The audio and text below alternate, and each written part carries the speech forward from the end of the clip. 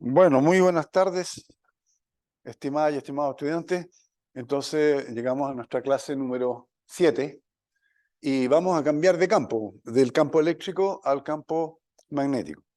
Estos dos campos pareciera que son independientes porque uno asocia el campo eléctrico con cargas en reposo, estáticas, digamos, o con corrientes, pero uno asocia el campo magnético exclusivamente con los imanes. O sea, si a uno le preguntan, ¿dónde creen ustedes que hay un campo magnético? Bueno, los imanes, incluyendo el gran imán que es la Tierra misma, que tiene un campo magnético. Ustedes saben que las brújulas eh, responden, se orientan con el campo magnético y apuntan más o menos hacia el norte geográfico, ¿no es cierto?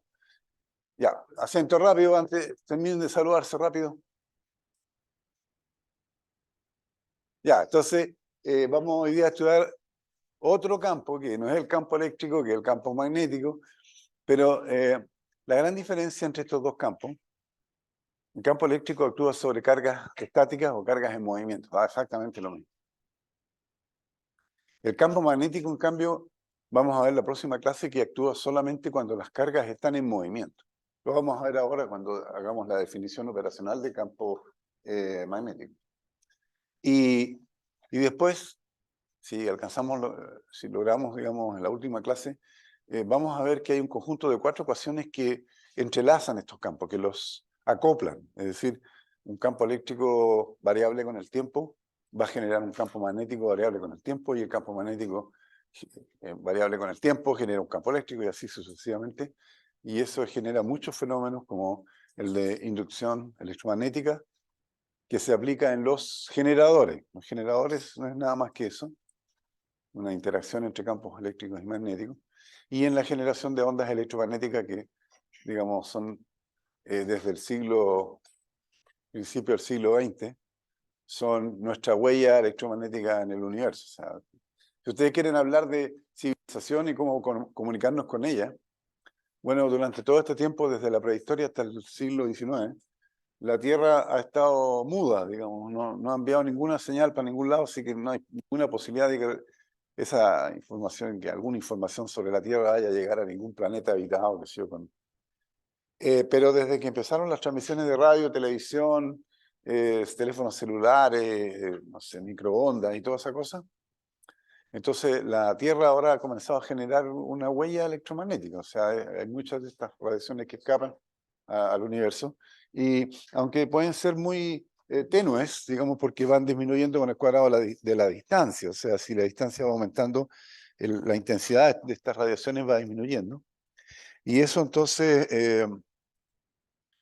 si ustedes me preguntan mi opinión sobre la posibilidad de que alguien detecte que hay vida inteligente en la Tierra, yo diría que es remotamente pequeña. No hay ninguna forma de que haya alguna comunicación. Hay una ecuación incluso que calcula las probabilidades. ¿Cuántos planetas con vida, con civilizaciones tecnológicas podría existir en la galaxia? ¿10? Porque tienen que darse demasiadas condiciones. Tiene que haber una estrella, tiene que haber planetas, etc.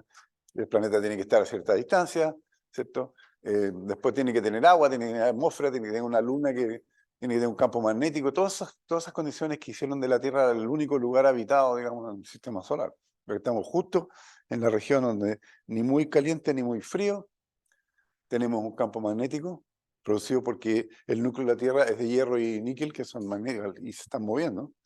Y eso es un campo magnético que nosotros nos protege de las radiaciones, de los rayos cósmicos, y eso, sin esa protección nosotros no podríamos existir.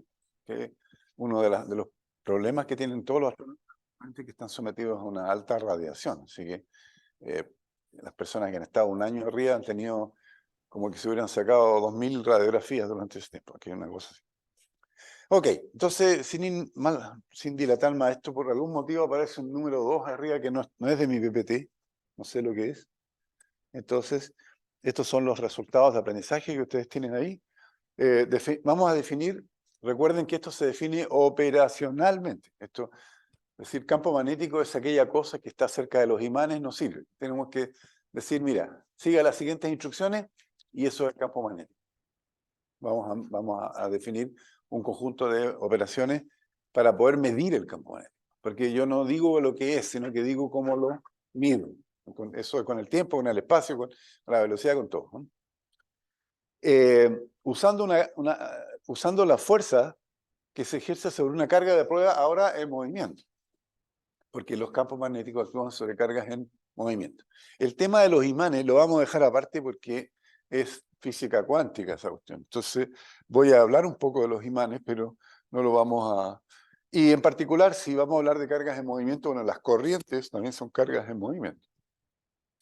Vamos a identificar las fuentes de campo magnético, distinguiendo entre las que son en cargas en movimiento y las que provienen de materiales ferromagnéticos, que como dije, voy a hablar un poquito de eso, pero lo vamos a dejar fuera de este curso porque ya es más de física cuántica. Y vamos a definir una propiedad. Nosotros en el campo eléctrico definimos la propiedad del flujo del campo eléctrico en una superficie cerrada, ¿se acuerdan? Superficie cerrada, tenemos un campo eléctrico, multiplicamos en cada pedacito de área el campo por el diferencial de área, con el coseno, toda la cuestión, integramos, y ese flujo, o sea, si yo conozco el campo eléctrico en la superficie, puedo saber cuánta carga neta hay dentro. ¿Estamos? Entonces, resulta que vamos a ver que aquí no nos sirve el flujo. Voy a explicar por qué después, cuando lleguemos ahí, sino que vamos a usar, en lugar de una integral de superficie, una integral de línea, como la que hemos usado para calcular el trabajo y la diferencia de potencial. Entonces vamos a calcular la circulación del campo magnético y entonces, vamos a dar una ley. Bueno, primero la circulación del campo magnético producido por corrientes en una trayectoria cerrada, identificando las corrientes enlazadas por la trayectoria de integración. La palabra enlazada aquí es muy importante, porque si yo tengo una trayectoria de integración así, voy a integrar aquí, en este círculo, y tengo corrientes pasando por ahí. Las corrientes que pasan por dentro, esas sí que me sirven, las que pasan por fuera no intervienen. Lo mismo que en el caso de la ley de Gauss, las cargas que están dentro son las que producen flujo, las que están fuera no. ¿Okay? Y en vez de la ley de Gauss vamos a hacer entonces una ley que se llama la ley de Ampère, que va a relacionar la circulación, la integral de línea del campo magnético, con las corrientes que están pasando por esta trayectoria de integración. Es análogo a la ley de Gauss, excepto que Gauss es con una superficie cerrada y el campo eléctrico, y aquí es una trayectoria de integración, una línea, un camino de integración con un sentido dado, y vamos a calcular entonces la integral punto de L, de elementos de todo eso es todo. Y finalmente, esta ley de Ampère nos permite calcular el campo magnético en situaciones de alta simetría, tal como hicimos en la ley de Gauss. Ahora, existe una ley similar a la ley de Coulomb para calcular el campo magnético, y nosotros no la vamos a tocar en este curso porque, digamos, necesitaríamos una clase más y ya nos estamos acercando peligrosamente a las últimas clases. O sea, solo por ese hecho no lo vamos a tocar, pero no es problema porque no hay muchas situaciones donde uno puede aplicar esa ley, se llama de Biot y Savart, yo la voy a mencionar aquí. Y habiendo dicho esto, entonces vamos a lo nuestro. Esta es la definición operacional del campo magnético. Fíjense bien que antes de definir el campo magnético, tengo que asegurarme que no haya un campo eléctrico, porque si hay un campo eléctrico, entonces parte de la fuerza que va a experimentar la carga va a ser eléctrica. Entonces, lo primero que hago es poner una carga y constatar de que la fuerza sobre ella es cero. El campo neto eléctrico es cero ahí. Entonces dice comprobar que no hay campo eléctrico en la región para poder ver si hay un campo magnético. ¿Estamos? Primer paso número 1. Entonces se ubica una carga de prueba positiva, nuevamente Q, en varios puntos de la región del espacio, y veo que en todos los puntos la carga permanece ahí, no hay fuerza eléctrica actuando sobre ella. ¿Sí? Y si no se ejerce una fuerza sobre esta carga, podemos deducir que en esta región el campo eléctrico neto es cero. O sea, pueden haber, por ejemplo, varias placas, pero los campos se están anulando, cualquier cosa, pero en esa región el campo eléctrico vale cero, y por lo tanto cualquier otra fuerza que aparezca ahí va a ser de origen magnético. Y las gravitacionales, no, pues esas las despreciamos. Pero,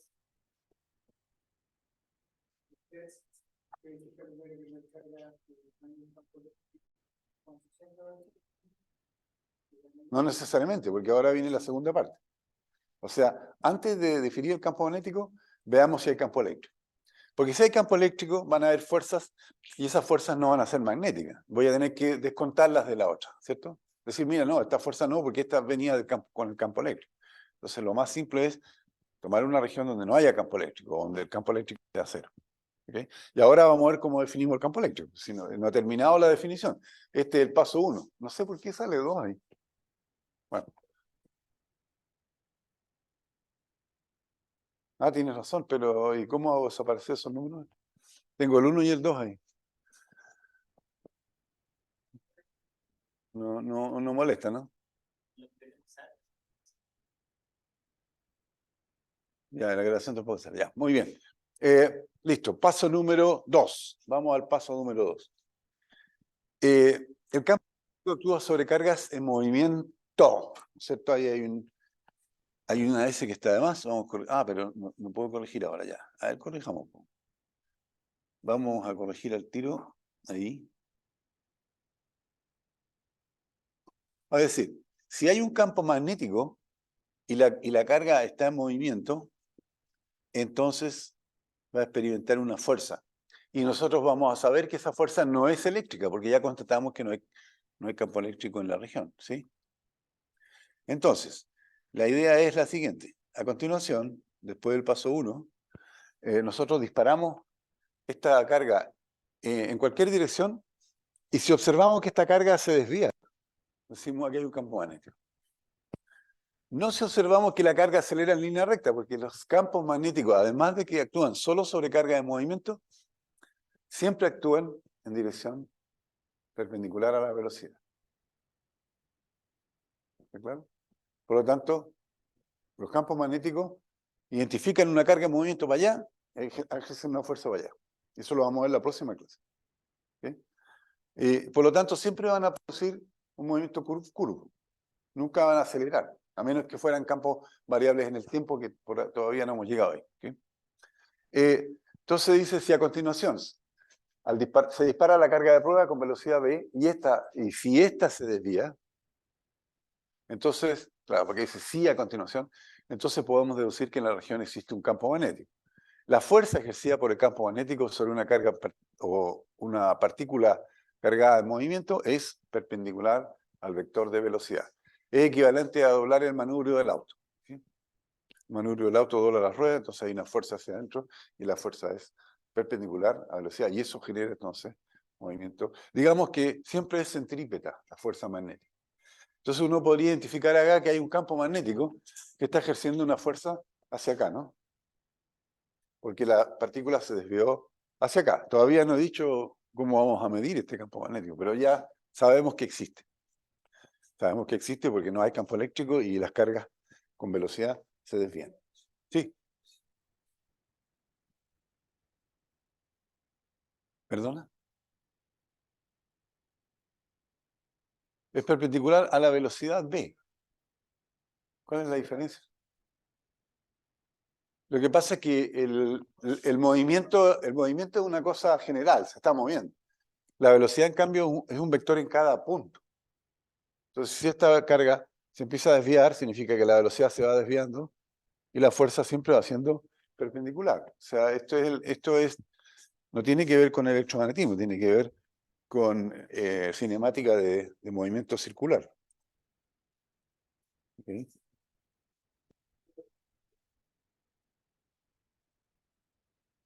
Lo que pasa, mira, para que tengas un movimiento circular, vamos a hacer un círculo aquí, y supongamos que es uniforme, con velocidad constante, con rapidez constante. Entonces lo que necesitas, esta es la velocidad, en un instante dado, ¿cierto?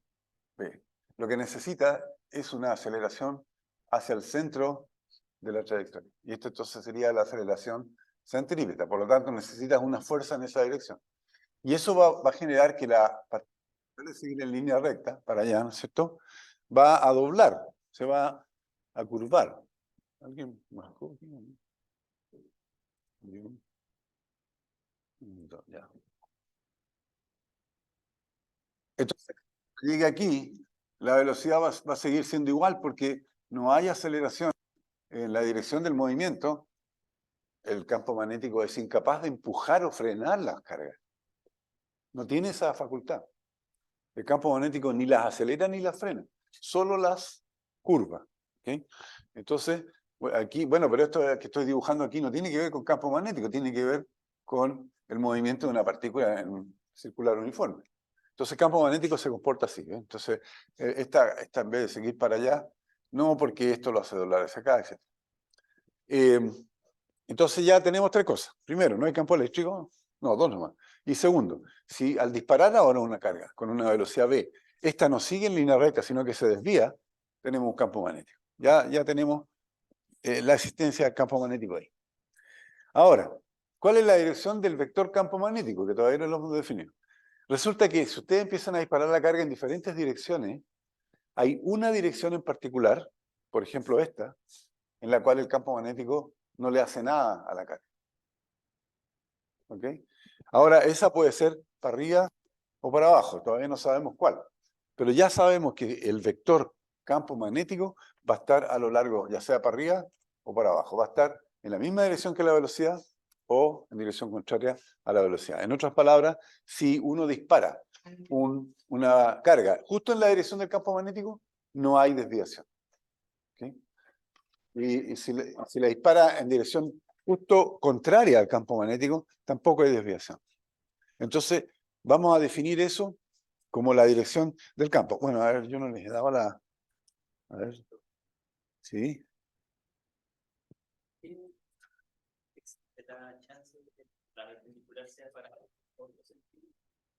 Eso es lo que estoy diciendo. O sea, si tú disparas esto y sigue así para arriba, también va a ocurrir esto así para abajo.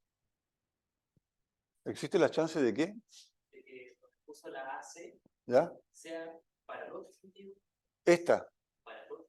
Si usted la pone para allá, entonces esto va a estar girando así. Y entonces se está girando para los lados. Claro, si esto es cero, entonces esto va en línea recta. O sea, siempre hacia el lado de adentro. Por eso que en las carreteras, si la curva es hacia la derecha, la carretera está peraltada de esta manera, para que haya una fuerza hacia el centro de la curva. Si la carretera, digamos, está doblando hacia la izquierda, está peraltada para el otro lado, así, para que haya una fuerza siempre hacia el centro. ¿Okay? Muy bien. No les había dado los talleres, esta vez sí que los saqué. ¿Sí? Hay pocos problemas, pero el ayudante va a agregar algunos, por si acaso. ¿No? Es que esos problemas son más o menos largos, así que por eso no quise poner mucho. Ahí hay tres.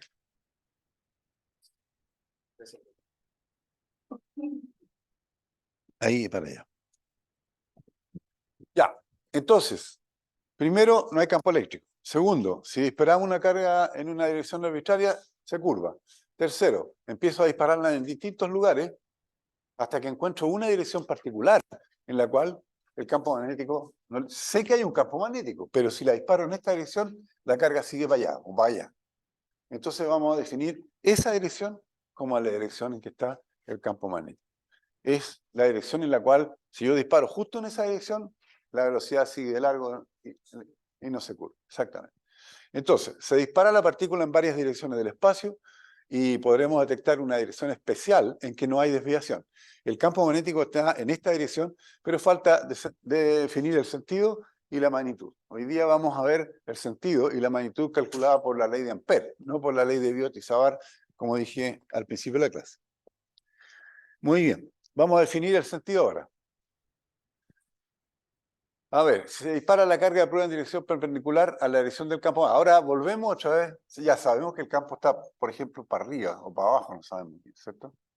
O sea, puede ser así o puede ser así. ¿Estamos?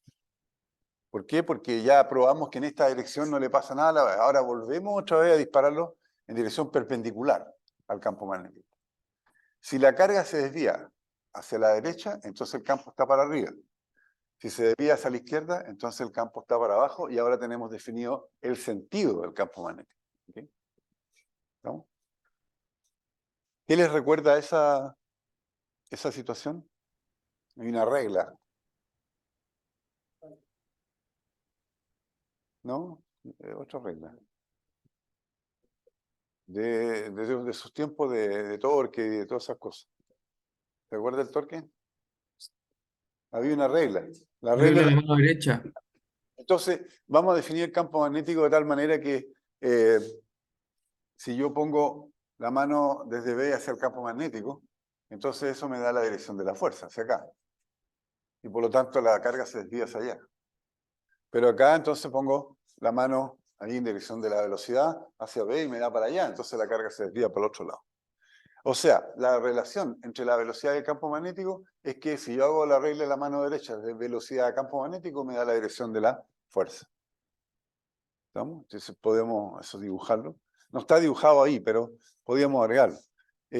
El sentido del campo magnético, ya sabemos la dirección, es tal que la fuerza está en la dirección de B cruz B. Eso es lo que vamos a estudiar en la próxima clase. ¿Sí? La fuerza está en la dirección de V velocidad cruz B campo magnético. ¿Por qué le pusieron V larga al campo magnético? Porque la M ya está ocupada para muchas cosas, momento, masa, qué sé yo, un montón de cuestiones.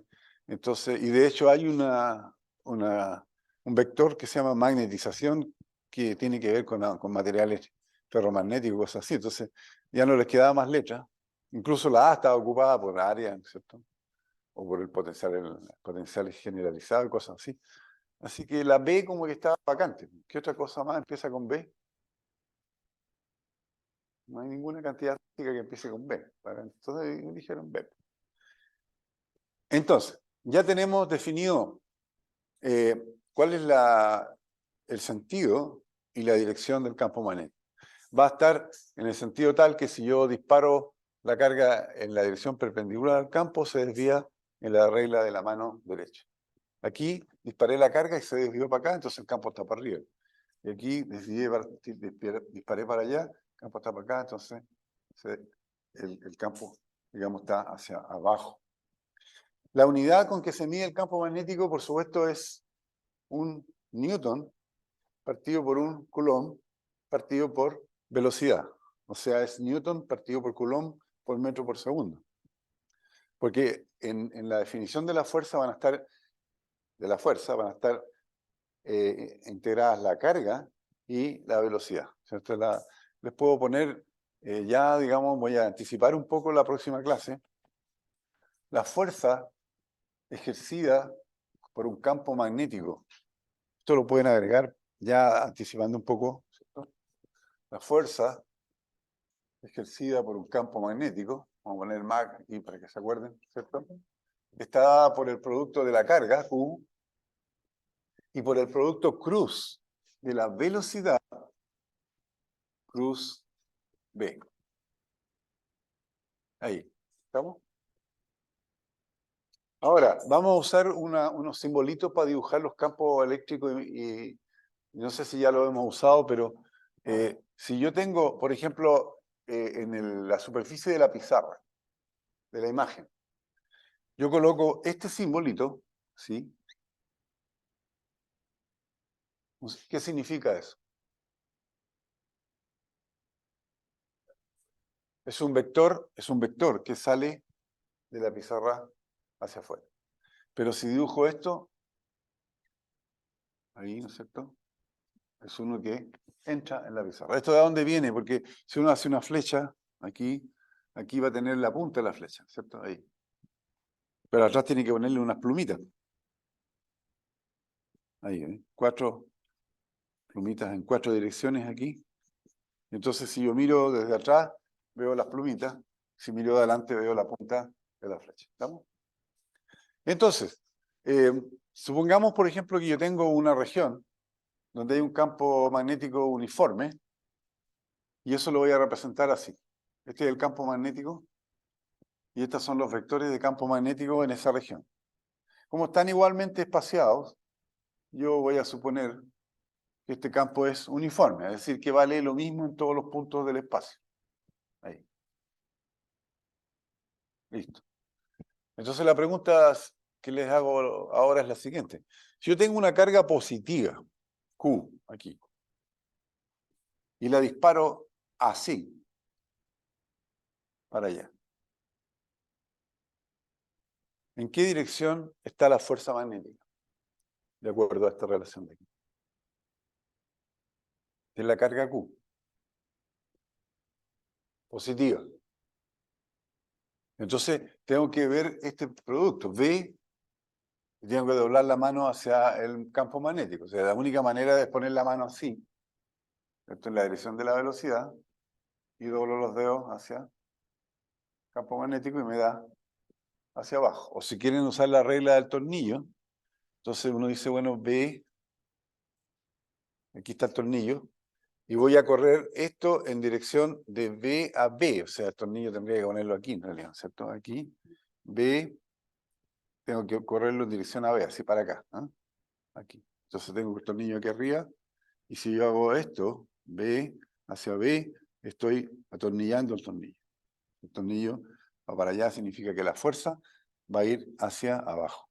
Entonces, este es B, el campo magnético está para afuera, la fuerza magnética va a ser hacia abajo. Por lo tanto, ¿en qué dirección se va a curvar ese campo? ¿En esa partícula? Si la fuerza está para abajo, no va a seguir en línea recta, ¿no es cierto? ¿Para dónde se va a curvar? ¿Ah? Hacia abajo, muy bien, ahí. De hecho, vamos a ver la próxima clase que va a describir un arco de círculo. Quise anticipar eso para que ustedes entiendan un poco más por qué hemos definido el campo magnético de esta manera. Ok, entonces finalmente, para calcular ahora la magnitud hay dos formas de hacerlo, tal como había en el campo eléctrico. Uno era usando la ley de Gauss. ¿Se acuerdan? El campo eléctrico era integral de dq partido por r cuadrado por r tongo. Y el otro era la ley de Gauss, que era tener la integral de E.ds en una situación de gran simetría. Entonces uno decía, pero es que es constante y es coseno cero siempre, y puedo sacar el E para afuera, saco aquí, me da E por 4πr cuadrado, igual la carga encerrada Q. Listo. Y en este caso, uno podría intentar hacer lo mismo. La manera de hacerlo, y nosotros no lo vamos a hacer en este curso porque nos quitaría una clase más, ¿okay? Y no nos va a dar el tiempo. Y además no hay mucha necesidad de hacerlo porque no hay muchas situaciones en las cuales sea necesario usar esa fórmula. Se llama la ley de Biot y Savart. Tiene una constante aquí que es como al revés de la otra, porque el 4π está abajo, pero el muso cero está arriba. No tiene una carga, sino que tiene una corriente, porque este es un circuito con corriente, que es el que está produciendo el campo. Y tiene aquí un producto cruz, que es un dl, que sería un pedacito del circuito, cruz este retongo partido por r cuadrado. Entonces, si ustedes quieren meterse en eso, lo pueden mirar en el libro, pero nosotros no vamos a preguntar esta cosa. Y cuando haya situaciones de gran simetría, ¿sí? Típicamente, por ejemplo, un alambre conductor que lleva una corriente, pero que es muy largo y recto, entonces yo puedo anticipar más o menos cuál es la forma del campo magnético y puedo despejar y puedo calcular la magnitud. Lo vamos a hacer a continuación, ¿sí? Pero antes de eso, tenemos que demostrar esta ley. Esta ley dice que si yo doy una trayectoria cerrada, arbitraria, un camino cerrado, o sea, parto de aquí, me doy la vuelta y vuelvo al punto de partida en un sentido determinado, entonces calculo esta integral. Resulta que eso es mu sub 0 por la corriente enlazada. Vamos a ver ahora qué significa la corriente enlazada. Vamos a llegar a esa ley después de algunos pasos previos, ¿sí? Antes de eso, permítame hacer un desvío de la clase y mostrarle cuáles son las fuentes de campo magnético. La fuente que a uno se le viene de inmediato son los imanes. Y eso ocurre a temperatura ambiente solamente en 3 elementos de la tabla periódica, que son el cobalto, el níquel y el hierro, típicamente. El neodimio se usa para hacer aleaciones y eso incrementa el campo magnético, ¿okay? También es ferromagnético, pero no hay imanes de puro neodimio, sino que son aleaciones con hierro y con níquel. Y esto es bien extraño, porque aquí pasa algo parecido a cuando uno frota un plástico y atrae pedacitos de papel. Porque esto es ferromagnético, el imán, ¿cierto? Pero el clavo no. El clavo no está magnetizado, digamos. No tiene polo norte, polo sur. Entonces, ¿por qué un imán puede atraer un clavo de hierro? y no uno de cobre, por supuesto. Bueno, que la respuesta está en la estructura electrónica de los electrones dentro del hierro y en la mecánica cuántica. No hay otra explicación. Resulta que en la física cuántica se descubrió electrones son como pequeños imanes. Cada electrón es un pequeño, o sea, cada electrón tiene masa, tiene carga eléctrica y además tiene un pequeño momento dipolar magnético. Ese es el nombre correcto que se da al imán. Entonces, aquí te han representado los electrones de una manera simbólica, como una flechita que indicaría, como una pequeña brújula, si ustedes quieren, que indicaría el norte. ¿Y por qué algunos hierros son imantados y otros no? Resulta que el imán se descubrió que existían en minerales de hierro naturales, que existen en la naturaleza. Sí, ya se conocía del tiempo de los griegos, y si uno agarraba un pedacito de este, lo colgaba de un hilo, esta cuestión iba hacia el norte, se apuntaba hacia el norte. Se sabía, no se sabía por qué, es la magia en ese tiempo. Y la idea es que estos han sido sometidos a un campo magnético, cuando estaban calientes se enfriaron bruscamente, y entonces los imanes quedaron todos orientados hacia un mismo lado. Entonces, ese es el fenómeno del ferromagnetismo. Y estos imanes son permanentes. Están ahí, digamos que los espines quedaron congelados en esa dirección. Ahora, no es que estén en reposo, los electrones se están moviendo, porque son los electrones de conducción. Se están moviendo por todos lados, pero siempre manteniéndose así, ¿no? Con sus imanes apuntando por el mismo lado. Física cuántica, no tenemos más explicación para eso que eso. ¿Sí? Y si usted le pregunta a un físico, bueno, ¿y por qué cada electrón tiene un momento dipolar magnético? Porque uno podría imaginarse que esto es como una pequeña bolita con carga que está girando. No, el electrón no es eso. Tiene esa propiedad porque es un electrón y es un electrón porque tiene esa propiedad. Entonces no hay otra cosa que constatar algo que ocurre en la naturaleza. No hay una explicación para esto de aquí. A veces le hablan a uno del spin del electrón, pero el spin del electrón en realidad es el momento angular. ¿Se acuerdan del Física 010? Entonces resulta que los electrones no son cosas que estén así girando como una bolita. Es un electrón nomás, pero tiene momento angular, aunque no sea un cuerpo que gira. Y eso no tiene explicación para una cosa macroscópica, pero para un objeto cuántico sí. ¿No? Entonces, ocurre que la presencia del imán ordena, si aquí por ejemplo está un polo, supongamos que este es el polo norte, entonces aquí estos se ordenan los espines de los electrones o los momentos dipolares de los electrones, se ordenan de tal manera que aquí se generan cada electrón con el polo sur hacia allá y el sur con el norte se atraen. Ahora, aquí ocurre un fenómeno bien interesante. Si supongamos que usted va al home center y se quiere comprar una barra imantada y le traen una barra. Mira, aquí está marcadito el sur y el norte. Y usted dice, no, pues yo no quiero llevar el norte, quiero que me corten aquí por la mitad porque me va a llevar solamente el sur magnético. ¿Puedo hacer eso? Dice que no. ¿Por qué no?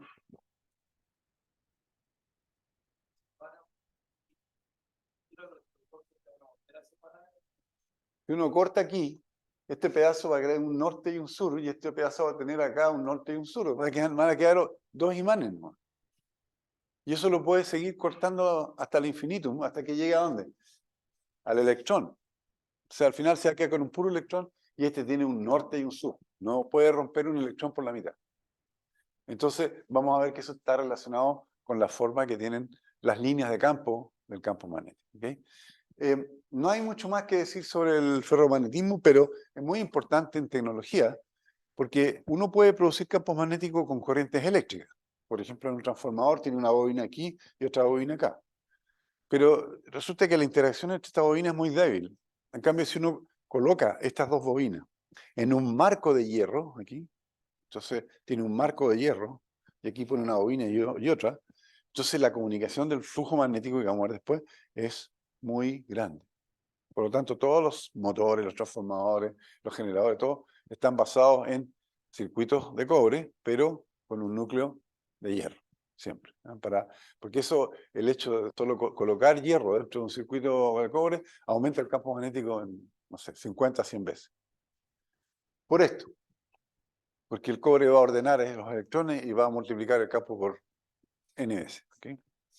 Así que este es un tema que nosotros no vamos a tocar, porque como dije, un tema complejo, el resolver cuál es la estructura de estos electrones aquí dentro, porque no son partículas, son objetos cuánticos, y uno tiene que, no hay solución en este momento analítica para el problema de los electrones dentro de un conductor. Nadie ha resuelto ese problema. Hay soluciones aproximadas que dicen, mira, consideremos un solo electrón en el campo promedio de todos los demás núcleos y de todos los demás electrones. Y eso es todo lo que se puede hacer. Pero con eso uno puede predecir si el material va a ser ferromagnético, paramagnético, etc. Bueno, podría hablar, el tema de mi memoria de doctorado era lo siguiente. Hay un material que se llama manganeso, no es magnético, para nada. Entonces alguien inventó que si colocaba átomos de manganeso en un sustrato de hierro, entonces los manganesos iban a quedar con una separación mayor que la que tienen en la naturaleza. Iban a aumentar. Entonces nosotros rápidamente hicimos los cálculos, ¿qué pasaría? ¿A qué distancia tendrían que estar los átomos para que estas capas de manganeso sobre hierro se volvieran magnéticas? Y esa fue mi memoria, básicamente. Estuve como 2 años calculando eso. ¿Sí? Porque el cálculo es puro lo que llaman los gringos number crunching, o sea, exprimir números. O sea, es todo numérico, porque no hay soluciones analíticas, no hay una ecuación que uno pueda resolver con integrales y cosas así. Tiene que meter números y hacer un procedimiento iterativo y llegar a la solución. Entonces, esto lo vamos a dejar hasta aquí, solamente comentar que existe como fuente del magnetismo el ferromagnetismo. Pero de todas maneras voy a comentar, sí, que uno puede ver las líneas de campo magnético. Eso habrán visto fotografías. Si uno coloca un papel aquí arriba y le echa limaduras de hierro, esas limaduras se van a orientar más o menos a lo largo de estas líneas de campo magnético, ¿cierto? La característica más curiosa de estas líneas es que son cerradas, porque si uno coloca una carga eléctrica aquí y hace las líneas del campo eléctrico, son así, ¿no es cierto? Ahí, ahí y ahí. O sea, las líneas nacen en la carga y se alejan de la carga. Ahí. Y después, si ustedes colocan por acá una carga negativa, bueno, esta línea viene para acá, esta de aquí se enchueca y viene para acá, y esta da una vuelta por aquí arriba, ¿cierto? Ahí, y esta da una tremenda vuelta por allá y llega por acá. Ahí. Entonces, en el caso del campo eléctrico, las líneas se originan en cargas positivas y terminan en cargas negativas. Recuerden el otro ejemplo de 2 placas, ¿se acuerdan? Este ejemplo aquí. Aquí tenemos más sigma y aquí tenemos menos sigma. ¿Cómo eran las líneas de campo aquí? Abajo. Nacen en la positiva y van a parar a la negativa, las líneas de campo. ¿No? Entonces, las líneas de campo eléctrico siempre tienen una fuente. Las fuentes son cargas positivas y un sumidero, digamos, donde van a parar a las cargas negativas o al infinito. ¿No? Pero estas no, pues. Resulta que esta línea que va por aquí se da la vuelta por arriba y vuelve por acá y pasa por adentro. No está asociada a ningún punto, porque en el fondo el material aquí está lleno de electrones que están orientados. No hay un punto que me pueda decir. Hay una línea que pasa justo por aquí y que llega hasta el infinito y viene del infinito, digamos que se cierra en el infinito. Entonces, esta propiedad que tienen los campos magnéticos es muy importante y, es decir, nunca se han detectado algo parecido a una carga magnética. Una carga magnética sería algo parecido a esto, pero aquí tendría campo magnético en lugar de campo eléctrico. Entonces, esto así solo sería una carga magnética o un monopolo magnético. Pero nada impide que a lo mejor nunca hemos visto una. O sea, a lo mejor se crearon en el Big Bang, a lo mejor existen en otras galaxias, no sé. Pero hasta el día de hoy, los experimentos para detectar monopolos magnéticos siempre han fracasado, ¿cierto? ¿Algunos de ustedes si vieron esa serie de Big Bang Theory? No sé si. Entonces fueron al Polo Norte a hacer un experimento para detectar campos magnéticos y los compañeros le hicieron una broma a uno de los personajes. Le hicieron funcionar algún artefacto eléctrico y dio una señal de un monopolo magnético. Este gallo publicó un paper y toda la cuestión y después lo agarraron para el chulete. ¿Okay? Era broma.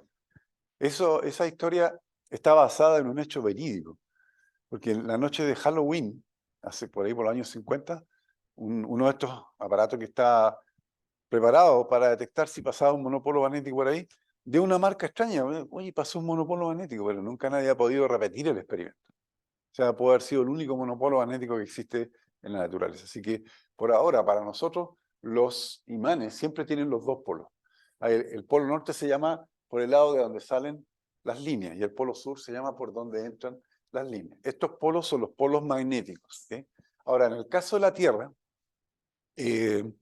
resulta que la Tierra es como un gran imán. O sea, ustedes se pueden imaginar a la Tierra,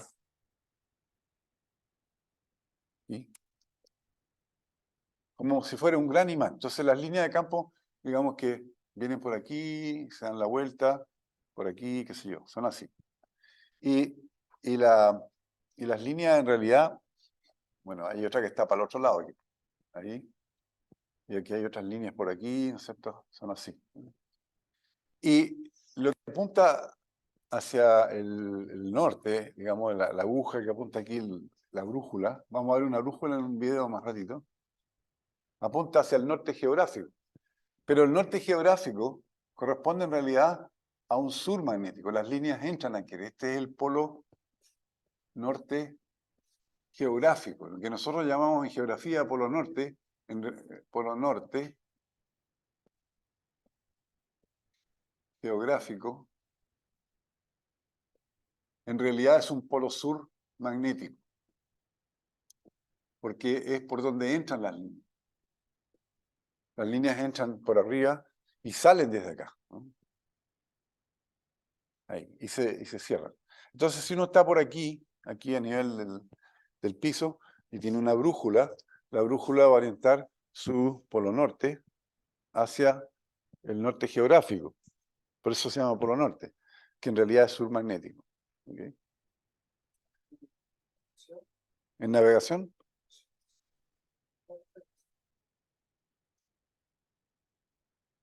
Ah, no, ese es otro problema.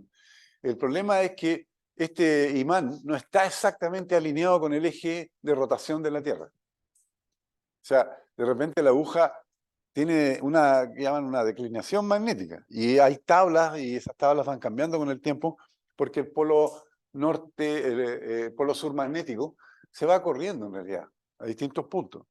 Entonces no siempre está exactamente en el polo norte geográfico, porque depende de este flujo de magma fundido que está en el centro de la Tierra, esto que es hierro y níquel. Y esa cuestión, bueno, es más o menos pareja, pero no es tan exacta. Incluso se sabe por registro geológico que los polos se han invertido. Ha habido tiempo que el polo sur magnético estaba abajo y el polo norte magnético estaba arriba, en, digamos, millones de años atrás.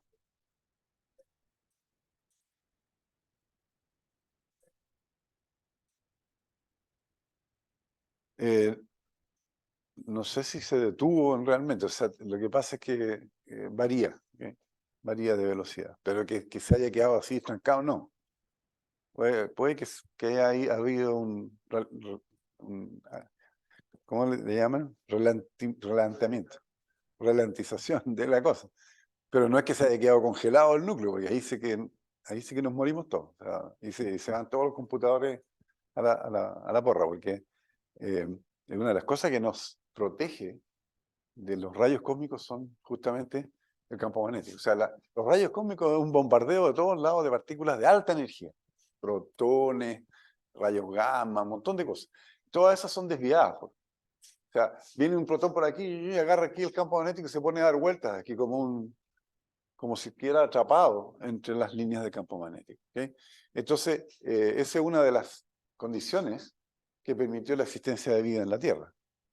Marte no tiene esa protección, no tiene un campo magnético y tiene una atmósfera demasiado tenue. Entonces, la vida ya no va a ser simple. De hecho, está contemplado vivir en cavernas bien, bien subterráneas, donde no lleguen tantas radiaciones electromagnéticas. ¿Tú tenías una pregunta?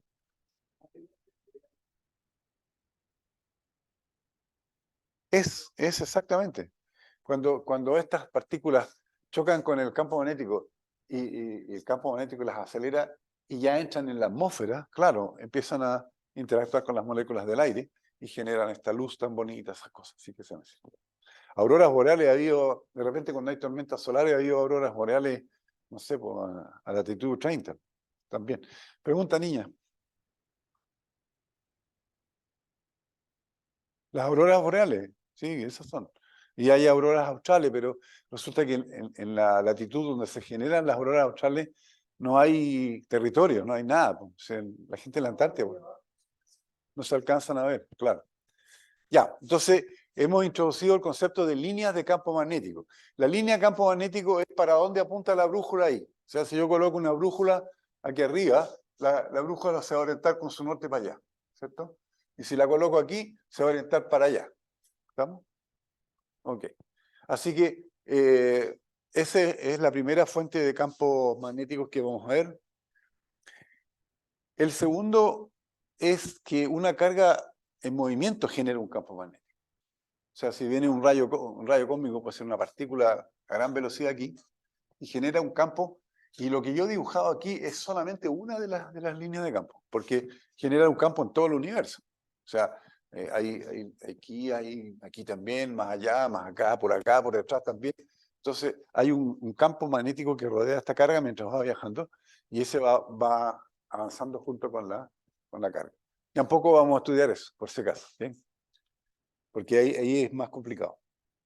Y finalmente, el caso que nos interesa a nosotros, que tiene más interés técnico, digamos, tecnológico, son las corrientes eléctricas, porque las corrientes eléctricas también son cargas magnéticas, cargas eléctricas de movimiento, pero tienen la ventaja de que nosotros podemos controlar bien la dirección en la cual se están moviendo las cargas. Recuerden que una corriente convencional es como si fuera un flujo de cargas positivas hacia arriba, ¿sí? Pero vamos a mantener ese concepto de corriente convencional. Entonces, un conductor recto muy largo que transporta una corriente I genera un campo magnético en todo el espacio y aquí tengo dibujada una sola de las líneas de campo magnético. Pero ustedes pueden ver por la simetría de la situación, este alambre infinito para arriba, infinito para abajo, que aquí van a haber otras líneas que son círculos también y que de alguna manera estos círculos se van a ir haciendo más espaciados porque el campo se va a ir haciendo más débil a medida que yo me aleje de acá, para acá. ¿Okay? Y que este mismo patrón se va a repetir en distintos planos en todo el alambre. Entonces, voy a ver si puedo proyectar este videito, porque esta cosa la descubrió el señor Ørsted en 1819, o sea, recién firmada la independencia de Chile. Pues. Estamos hablando del año de la pera. Voy a poner esta cosa porque si no se me va a descargar la batería. Y voy a sacar el mouse porque aquí... entonces, este caballero Ørsted, como todas las cosas, la descubrió por pura casualidad, porque por pura casualidad tenía una brújula cuando echó a andar una corriente y observó que la corriente hacía moverse la brújula, lo cual era muy extraño. ¿Qué tiene que ver una corriente eléctrica con una brújula que es magnética? Fue la primera evidencia de que el campo eléctrico y magnético no son fenómenos dispares, diferentes o aislados, sino que son dos aspectos del mismo fenómeno. Esa es la cuestión. Déjenme ver si puedo proyectar ese. No sé si me va a resultar la proyección con esta cosa conectada aquí. No sé si lo van a ver en la casa. Vamos a probar, ¿no? Me parece que se me está acabando la pila. A ver si resulta. Por lo menos visual, ya. Entonces, el experimento de Ørsted, ahí está, 1819. Observó que una aguja magnética, un imán con forma de aguja, podía ser desviado por el efecto de una corriente eléctrica. ¿Okay?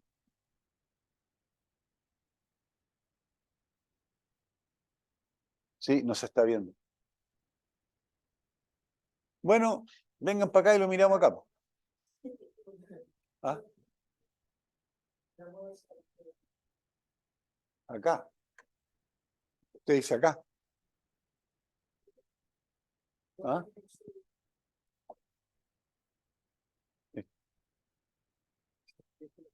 Claro. Esta pantalla, pero en mi computador o en ese. Deberían estar conectados, ¿o no? Ah, claro. ¿Ve? Ahí Y apareció. ahí entonces cuando lo quieres sacar, Oye, ¿viste? tiene una décima de punto más en la allá. Ok. Ya. ¿Ya? Muy bien. Dele. A ver, veamos ahora si funciona. Dale play, a ver. Y la grande se ve entero. Ya. Para darle clic, la barra espacial. Ya. Play. Ahí partió. Sí. Y ya lo he olvidado. Video. Ya, muy bien. Partió el video. Ya, ahí está. Gracias. Bueno, aquí viene la parte propagandística, Museo Virtual, experimento de Ørsted, 1819. Estamos hablando más de 200 años atrás. Voy a oscurecer un poco acá.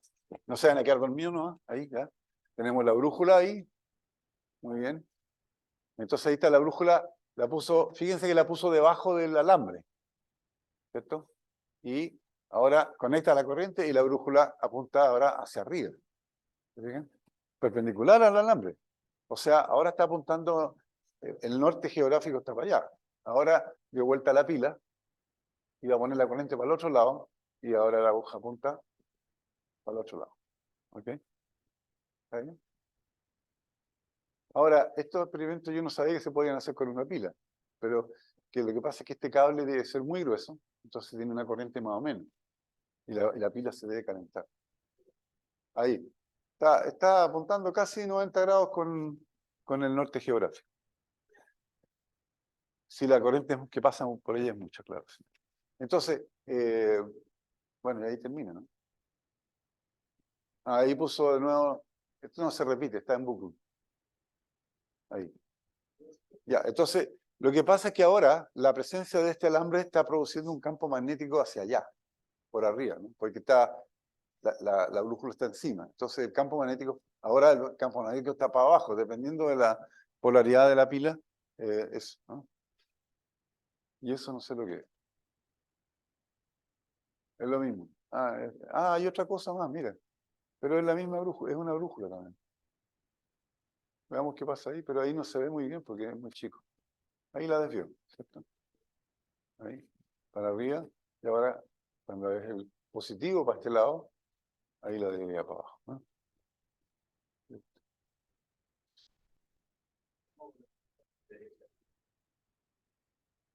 ¿Cómo es la regla de la mano derecha?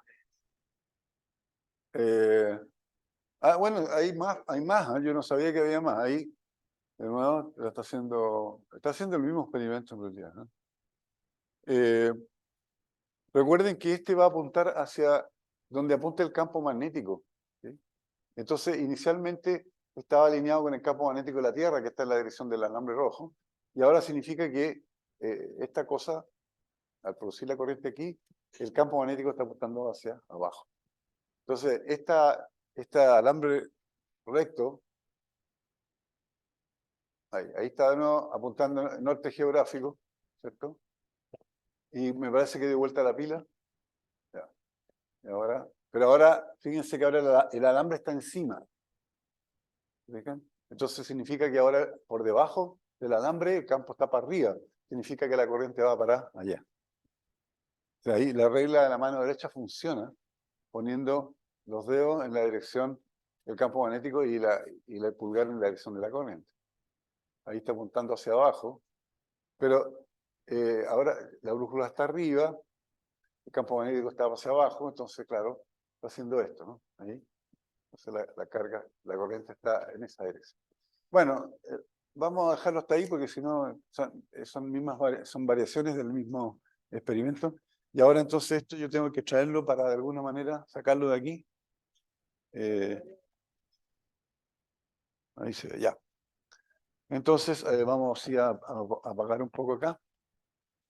Entonces lo que nosotros estábamos viendo, por ejemplo, aquí, si yo coloco una brújula que está apuntando, no sé, para allá, y le pongo a esto un campo magnético para allá, entonces la brújula, pongamos que para allá está el norte geográfico, y le pongo la corriente, la brújula se va a rotar hacia donde está el campo magnético aquí, que es para allá, o aquí, por ejemplo, bueno, aquí no pasaría nada, porque si el norte geográfico está para allá, y el campo magnético también, la aguja no le va a pasar nada. Va a quedar, porque ya está apuntando hacia el norte. Pero bueno, en resumidas cuentas, una brújula es una aguja imantada cuyo extremo de polo norte se ubica hacia el norte geográfico, que es un sur magnético. ¿Okay? Y sur magnético es porque la línea entra ahí. Ya.